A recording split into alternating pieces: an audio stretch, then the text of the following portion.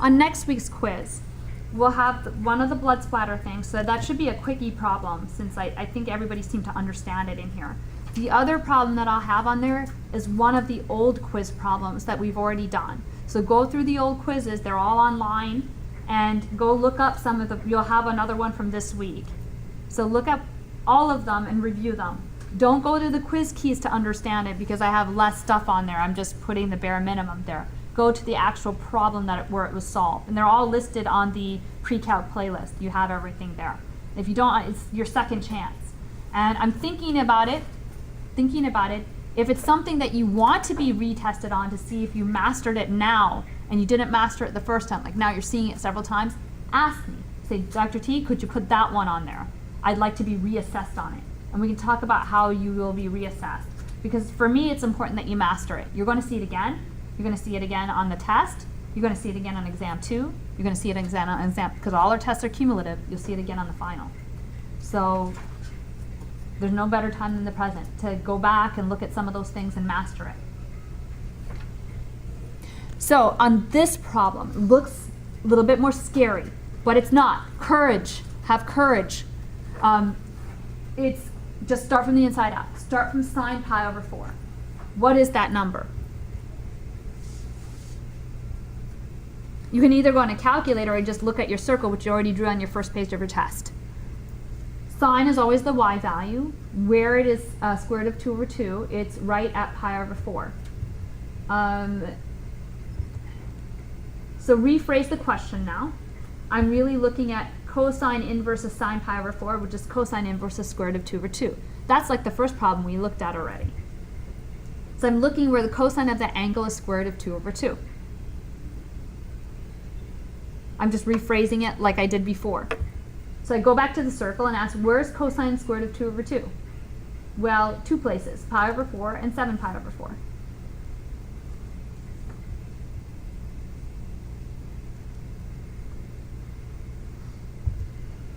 And write down the angles. Pi over 4 plus all multiples of 2 pi.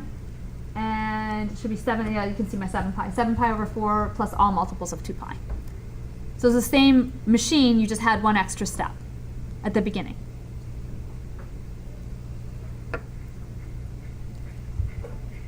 And I'm going in order of the WebAssign, so I'm going down. The extra step was right at the beginning. You don't have it, in the other problems they had just, they just had cosine inverse of a number, right? You now have cosine inverse of sine pi over 4. So that extra step is step 1. You start on the inside, figure out what sine pi over 4 is first. And then in step 2, you're back to where you were on the other problems. So the extra step is step 1. Because it's messier.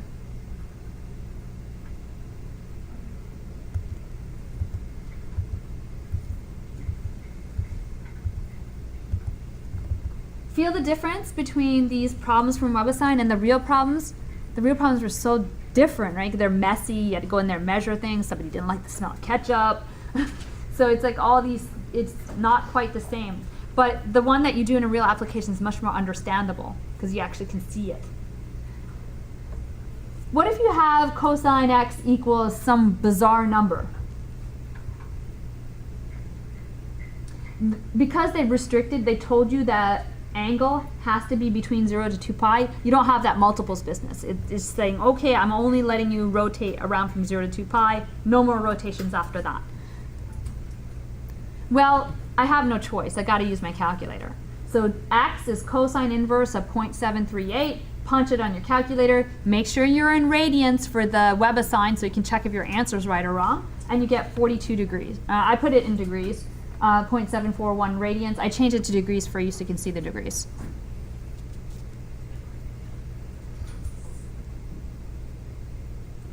On the test, as long as you tell me it's radians or degrees, I don't care.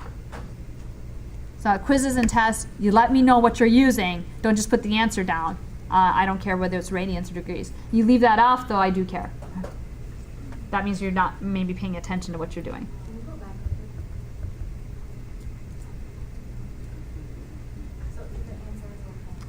Yes, as long as you tell me that it's radian, I'm using radians or I'm using degrees. So if you're using degrees, I need to see that little dot at the top. If you're using radians, you need to say radians.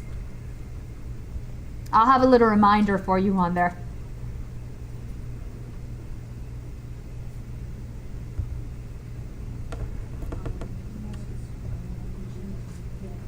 Okay, I wrote this 3 times. They want you to back calculate for cotangent. You might see the cotangent in 3 different ways on the arc cotangent in 3 different ways. You might see a cot to the -1. You may see a cotangent. You may see arc cotangent. I was using Excel because I was too lazy to get up and use anything else. They didn't have a cotangent, so I had to figure out something else. I figured it out for tangent and then found it. What do you have? Cotangent inverse? There's no cotangent? Okay, so this is not going to be on there.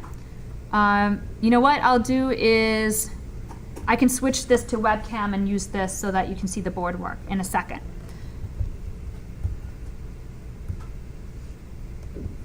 Oh, I have it on here. I don't even remember what I did. Here's what I did. I only did this yesterday, so I don't know where. Day before yesterday. Cotangent is really 1 over tangent x, and this is one of the things you should know. So it's one of those relationships. That's the relationship between cotangent x. Cotangent x is also cosine x over sine x, so there's more relationships than this. Then I cross multiplied those 2 things. I brought the -2 point, so I just multiplied both sides by the tangent x. So I got the 1. Oh, look at this, I'm remembering not to move. 1 is over here, and tangent x times this stuff, and I rotate it around so that the 1 is on the right and the other one's on the left. And I apologize, I just do that without thinking. So there's that last piece there at the top. I can isolate tangent x by dividing both sides by a -0.76. And I get tangent x as this. Now I can solve for x because my computer had an atan function or a tangent inverse function. I used atan here. Your book, I think, is using sometimes atan. I thought I saw that there. Atan is the same thing as tangent to the -1, which that should be on your calculator.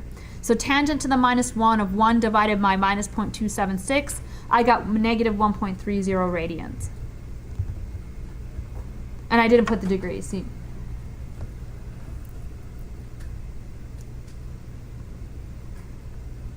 Got it? Good?